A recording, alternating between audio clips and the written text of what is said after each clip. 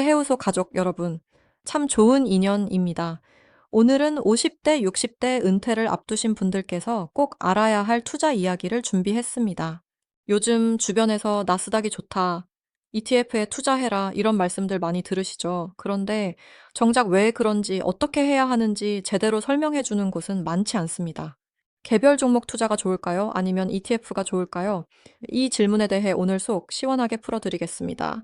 결론부터 말씀드리면 개별 종목 투자는 훌륭한 투자가 될 수 있지만 굉장히 어렵습니다. 얼마나 어려운지 제가 구체적으로 보여드리겠습니다. 여러분이 10년 전에 엔비디아를 샀다면 대략 3, 40배에서 350배 정도의 수익이 났습니다. 1억을 투자했으면 3, 30억이 되는 거죠. 비트코인은 10년 전에 샀으면 약 600배에서 700배 정도 올랐습니다. 그런데 여러분, 정말로 그 돈을 끝까지 들고 있을 수 있었을까요? 여러분들이 이미 답을 알고 계실 겁니다. 대부분의 사람들은 중간에 팔았습니다. 왜 팔았을까요? 그 이유를 설명드리겠습니다. 만약 이 3, 30배가 예금처럼 꾸준히 올랐다면 가지고 있을 수 있었을 겁니다. 하지만 실제로는 엄청나게 많이 올랐다가 엄청나게 빠지는 것을 반복했습니다. 이것을 고점 대비 하락률이라고 합니다. 현재까지 고점을 찍었다가 쭉 빠졌다가 다시 올랐다가 빠지는 것을 반복하는 거죠.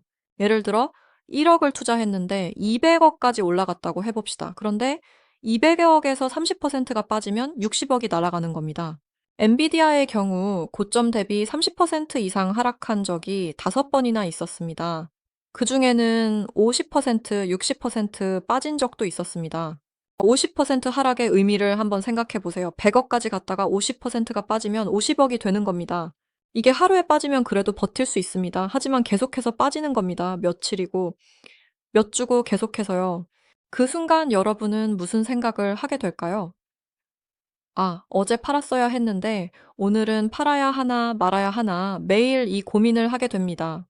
용케 한 번 이겨냈다고 칩시다. 그런데 또 60%가 빠지고 또 30%가 빠집니다. 200억 갔다가 30% 빠지면 60억이 날아갑니다. 매일매일 머리를 쥐어뜯게 되실 겁니다.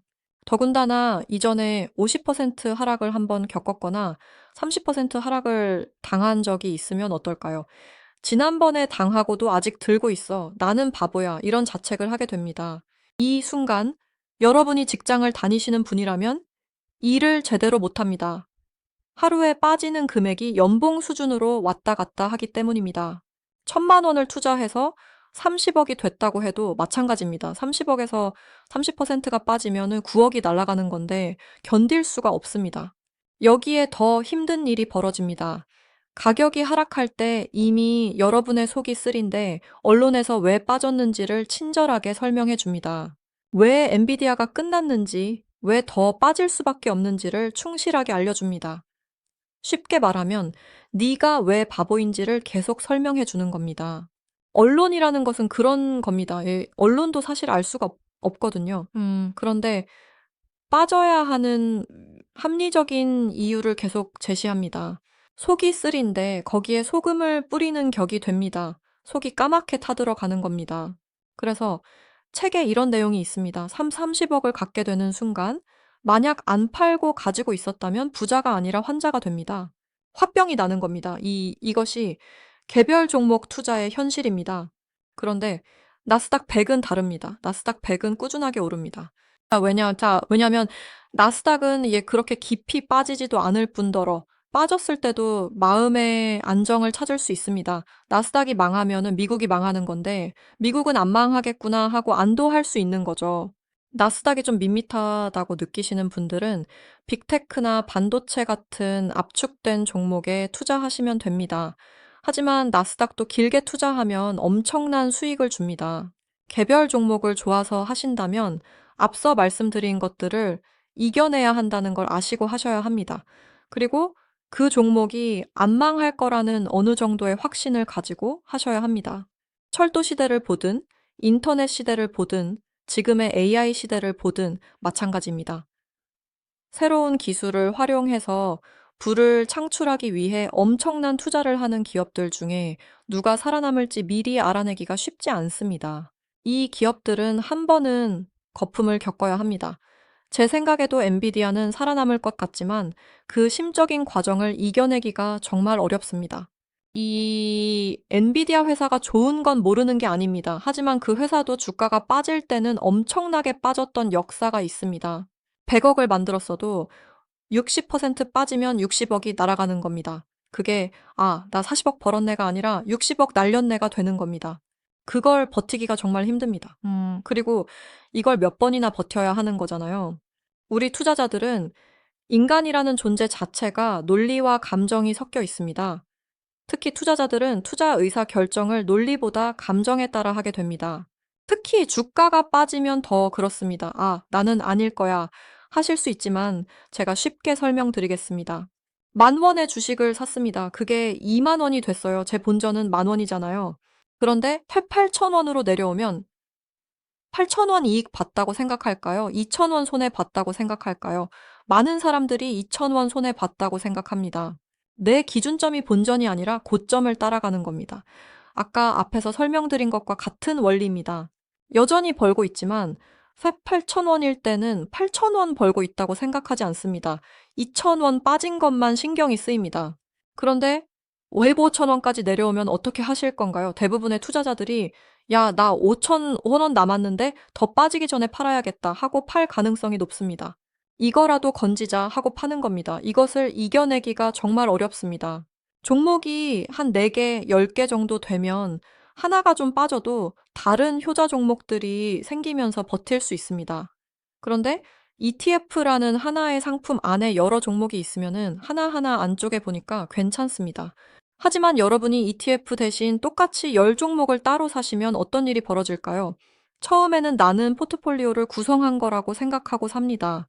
그런데 얼마 지나서 오른 것과 빠진 것을 보면은 바로 감정적으로 생각하게 됩니다. 포트폴리오라는 생각은 금방 잊어버리고 오른 건 더 샀어야 했는데 빠진 건 안 샀어야 했는데 이런 생각을 할 수밖에 없습니다. 왜 인간은 투자에서 감정적인 판단을 할까요? 제 생각에는 돈이 인간의 욕망 중에서 우리 몸 바깥에 있는 것 중 가장 강한 것 같습니다. 우리 몸 안에 있는 자고 싶다, 먹고 싶다 같은 것들은 내 몸과 관련되는 것입니다. 하지만 바깥에 있는 것 중에서는 돈에 대한 욕망이 가장 강합니다.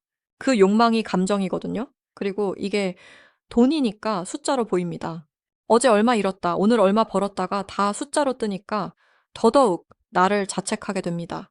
그래서 못 참고 던지고 이걸 반복하게 됩니다. 포트폴리오를 담자 내가 ETF처럼 분산해 본다 하셨다가 실패하는 경우를 많이 봤습니다. 그 감정 노동을 ETF가 대신해 주는 겁니다. 비용도 많이 들지 않고 굳이 직접 하실 이유가 없습니다. 이것이 ETF의 진정한 가치입니다. 그러면은 ETF 중에서 나스닥 100이 좋은 이유는 무엇일까요? 워런 버핏도 S&P 500을 추천하면서 어차피 여기에 나스닥 기업들도 다 들어가 있다. 장기로 보면은 이걸 이기기 쉽지 않다. 아마 이런 말씀을 많이 하셨거든요. 그런데 S&P 500보다 나스닥이 나은 걸까요? 대부분의 투자자들이 가장 존경하는 투자자로 워런 버핏을 꼽습니다. 저도 그 부분에 대해서 전혀 이의를 달고 싶지 않습니다. 워런 버핏은 위대한 투자자가 맞습니다. 이분이 60년간 연평균 약 20% 수익을 내신 분입니다. 1965년에 버크셔 해서웨이라는 회사를 인수해서 투자를 시작하셨죠. 그런데 2000년까지 35년은 훌륭한 성과를 내셨지만 2000년 이후에는 수익률이 좋지 않습니다. 2000년 이후는 테크 시대, 디지털 시대거든요. 이 부분을 분명히 말씀드리고 싶습니다. 지금도 유튜브를 보면 장이 빠질 때마다 역시 워런 버핏이 옳았다는 얘기가 나옵니다. 현금을 들고 있으니까 현명하다는 거죠. 하지만 그렇게 생각하시면 안 됩니다. 실제 데이터를 한번 보겠습니다. 60년간 워런 버핏은 연평균 2%, S&P 500은 11%를 기록했습니다. 9% 차이가 60년이면 몇만 배 차이가 납니다. 50년을 보면 워런 버핏 OCC 1%, S&P 500, 업 2%로 여전히 차이가 많이 납니다. 그런데 30년으로 오면은 상황이 달라지기 시작합니다. 이때부터 나스닥 지수가 나타납니다. 30년 수익률을 보면 나스닥이 14.1%, S&P 500이 10.9%, 워런 버핏이 12.4%입니다. 누가 가장 높습니까? 나스닥입니다. 20년을 보면은 S&P 500이 11.4%, 워런 버핏이 10.8%로 비슷합니다. 그런데 나스닥은 13.8%입니다. 15년을 보면 차이가 더 벌어집니다. 10년을 보면 나스닥은 17.4%, 워런 버핏은 11.7%입니다. 연평균 5.7% 차이가 10년이면 무시무시한 수익률 차이가 됩니다. S&P 500도 13.1%로 워런 버핏보다 좋습니다. 최근 5년을 보면 나스닥이 10.2%, 워런 버핏이 14.9%, S&P 500이 14.5%입니다. S&P 500과 워런 버핏이 비슷해지기 시작합니다. 데이터가 말해주고 있습니다. 나스닥이 있는데 왜 S&P 500에 투자하고 왜 워런 버핏에 투자해야 합니까? 물론 S&P 500은 나스닥보다 변동성이 낮아서 안정성을 줍니다. S&P 500은 기술주도 가지고 있지만 제조업 비중이 훨씬 높습니다. 나스닥은 제조업이 아니라 테크 기업, 기술주 위주입니다. 워런 버핏은 제조업 투자 원칙을 가지신 분입니다. 그분이 그나마 선방한 것은 2016년에 애플을 많이 사서 포트폴리오의 50%까지 가져갔기 때문입니다. 애플이 엄청난 초과 수익을 줬거든요. 그런데 2016년 이후 10년을 보면 S&P 500보다도 못했습니다. 그러면 애플을 제외한 나머지 50%는 어땠다는 겁니까? 엄청나게 언더퍼폼한 겁니다. 돈이 워낙 많아서 절대 금액은 늘어났지만 수익률로만 보면은 평균 정도였습니다. 이분은 제조업 시대 때 훌륭한 투자 원칙을 세워서 그대로 가져오신 분입니다. 투자 원칙을 바꾸면 우리는 그 매니저를 마이너스라고 평가합니다. 워런 버핏이 투자 원칙을 바꾸면 우리도 마이너스라고 하겠죠. 이분은 훌륭하신 분입니다. 자기 원칙을 끝까지 고수하시는 거죠. 문제는 세상이 바뀐 겁니다. 바뀐 세상에 맞는 투자를 해야 합니다.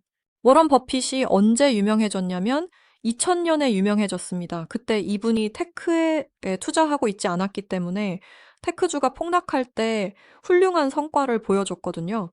야, 역시 워런 버핏이다 하고 유명해지기 시작했는데요. 알고 보면 그때부터는 그분에게 투자하면 안 됐던 시기가 되는 겁니다. 과거부터 원칙을 지켰기 때문에 여기까지 오셨지만 그게 시대가 바뀐 것에는 안 맞는 원칙일 수 있습니다. 세상이 바뀌었습니다. 제가 오늘 여러분에게 말씀드리고 싶은 가장 중요한 포인트는 이것입니다. 우리는 디지털 시대에 살고 있습니다. 디지털 시대에 살고 있으면 디지털 시대에 맞는 투자를 해야 합니다. 이 세상은 새로운 기술이 나올 때마다 지배 계급과 피지배 계급이 바뀝니다. 다시 말하면 부를 가진 집단과 못 가진 집단이 바뀝니다. 농업혁명 이후에 산업혁명이 생기면서 바뀌었고 인터넷이 나와서 또 바뀌었습니다. 인터넷을 활용한 새로운 부를 가진 집단이 나오기 시작한 거 아닙니까?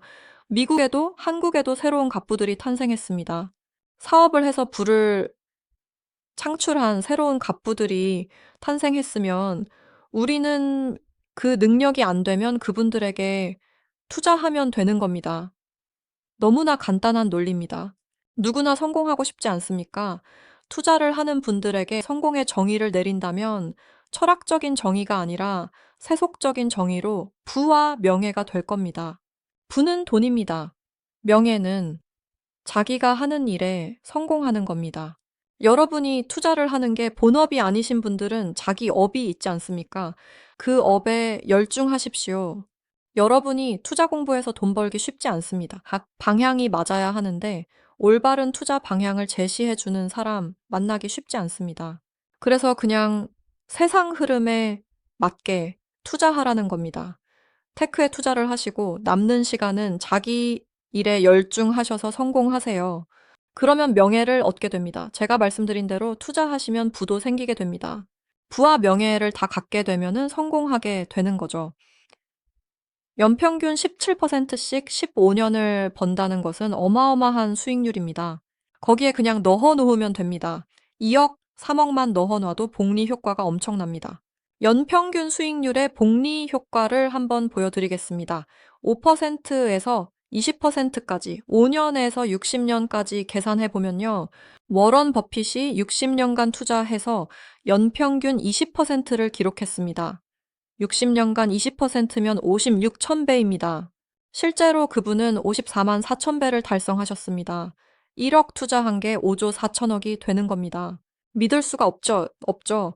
연평균 10%만 투자해도 60년이면 4,300배, 50년이면 1,100배가 됩니다.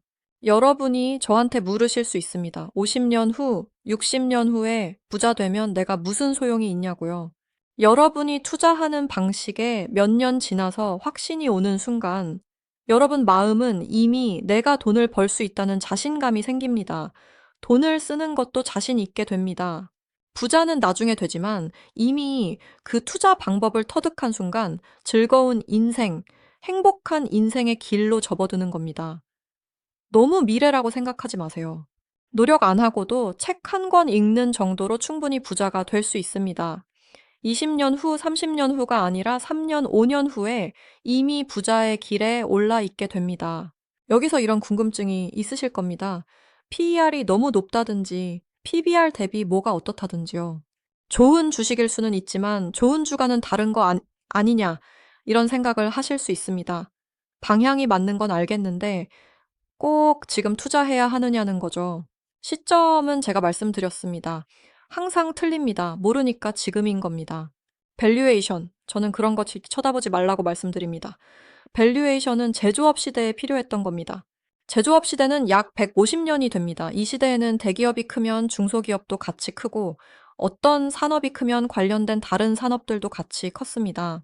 전체 성장률은 차이가 있지만 기본적으로 어느 정도 같이 균등한 성장을 했던 겁니다. 150년이라는 기간 동안 경기 사이클이 있었습니다. 경기가 좋아지면은 주가가 많이 올라가고 나빠지면 주가가 떨어졌습니다. 주가가 떨어졌을 때 밸류에이션을 해보면 이건 싸다고 판단할 수 있었죠.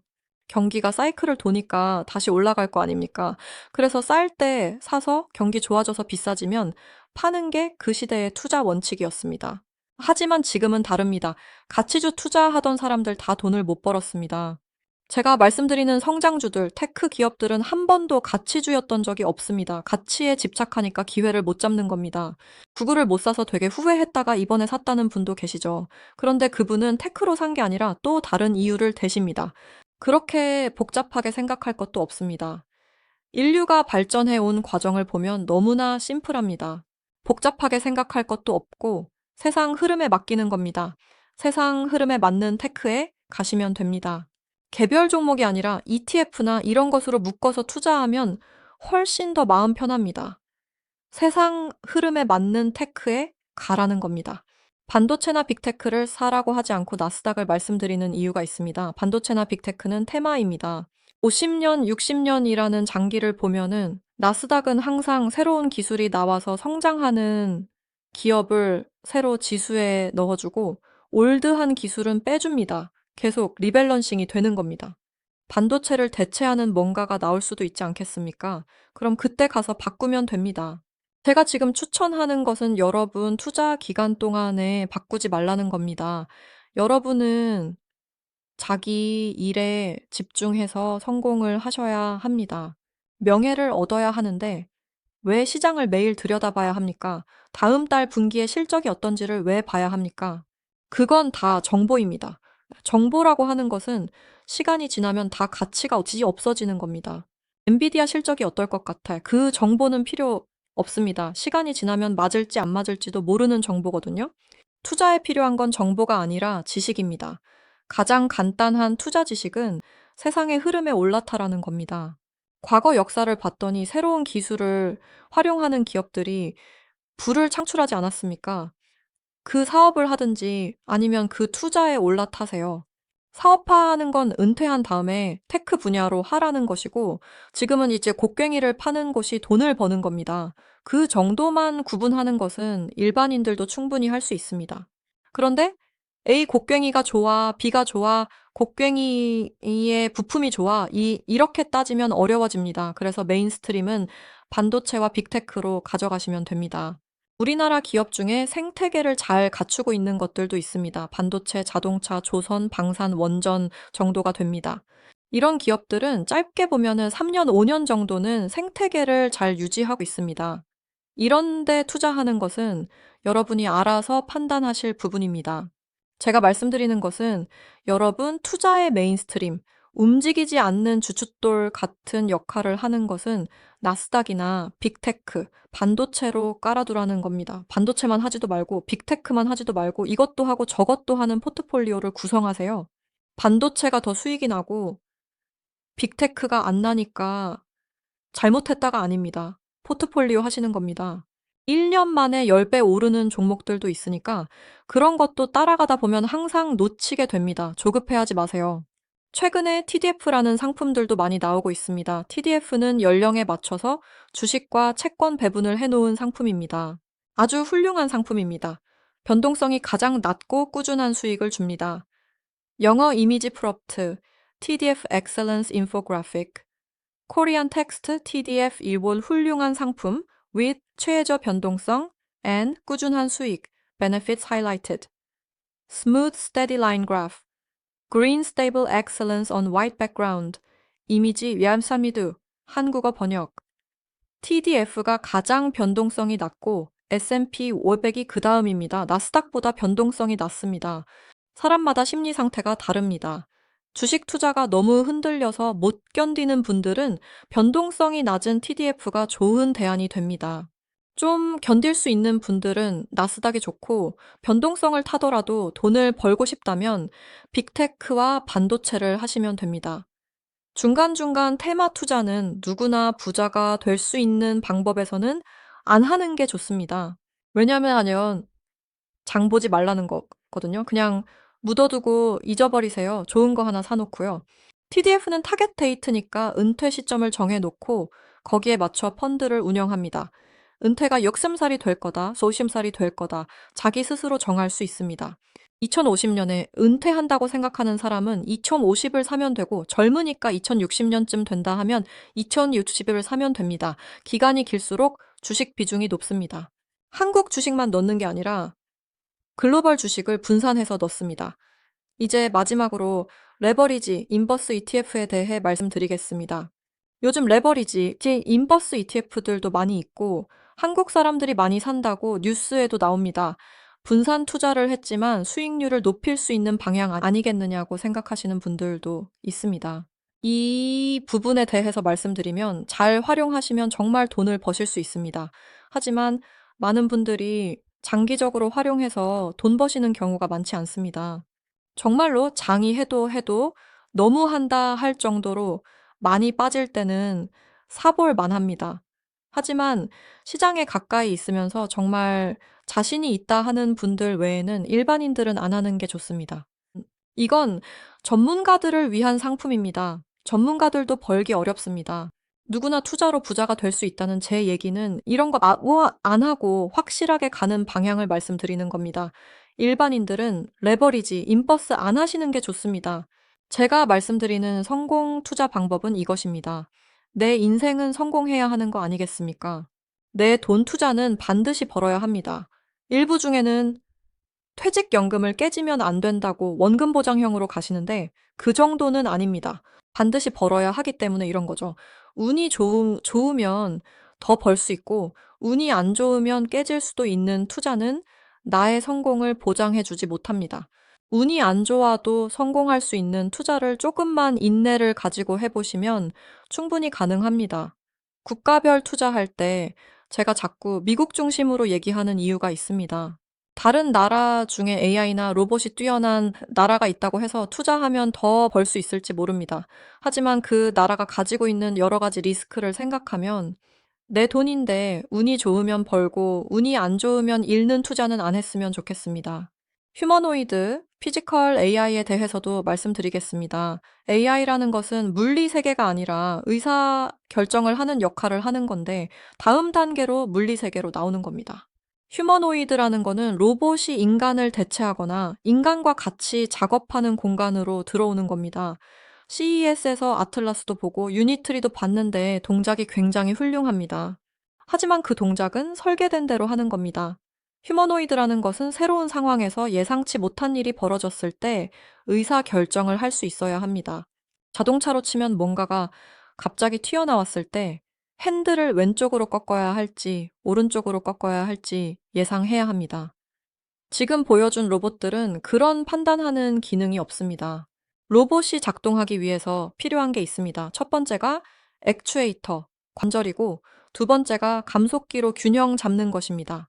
세 번째가 센싱으로 바깥에 무슨 일이 벌어지는지 감지하는 것이고, 네 번째가 제어 장치입니다. 제어 장치가 설계된 대로만 하면 휴머노이드가 아닙니다. 판단을 해서 제어를 하려면은 여기에 브레인이 들어와야 합니다. AI가 들어와야 하는 거죠. 지금 로봇을 제어하는, 판단하는 것은 로봇 제조업체가 할 수 있는 게 아닙니다. 빅테크들이 하는 거예요. 이 부분이 맹점입니다. 로봇 제조업체들이 뭐라고 하냐면 우리는 훌륭한 몸을 만들겠다는 겁니다. 바디는 만들지만 뇌는 딥마인드나 엔비디아와 협력하겠다는 거죠. 결국 제조업인 겁니다. 머리는 사오겠다는 것 아닙니까? 테크 기업으로 가기에는 좀 애매합니다. 현대차가 아틀라스 로봇으로 주가가 많이 올랐는데 저는 보고 약간 의아했습니다. 결국 로봇이 어디에 들어가냐 했더니 공장에 들어간다고 하거든요. 사람 대신 만드는데 피지컬 AI 시대는 결국 제조업에 AI가 들어와야 합니다. 그렇게 해서 만드는 현대 자동차를 누가 사느냐가 문제입니다. 자율주행 시대에 셀프 드라이빙 카가 현대차 수준이 다른 차를 뛰어넘지 않으면은 그 차를 누가 삽니까? 효율적으로 잘 만들어내면 뭐 합니까? 수요가 없으면요. 앞으로 미래의 자동차는 자율주행 능력입니다. 현대차가 그 능력을 갖췄느냐 안 갖췄느냐가 중요한 것이지 물건을 빠르고 잘 만들어내는 것은 수요가 없으면은 소용없습니다.